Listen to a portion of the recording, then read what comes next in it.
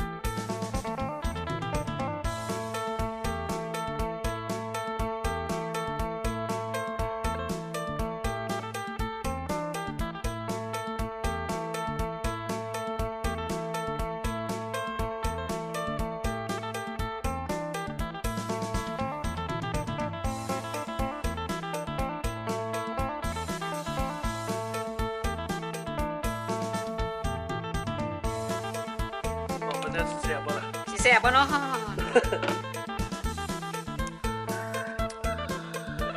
แซ่บ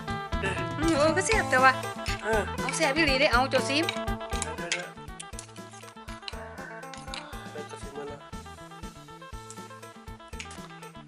แซ่บเสยค่ะแซ่บเสยมาโอ้ยมันคืออยากกินเลยว่ะแซ่บเสยเด้อค่ะอีปูเราก็เอาอีปูแบบปูนี้มาสดๆโอ้น่ากิน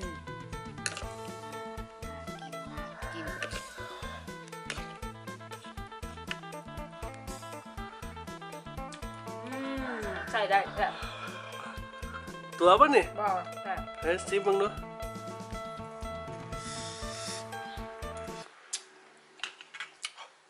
เป็นตั้งไหนจับเลย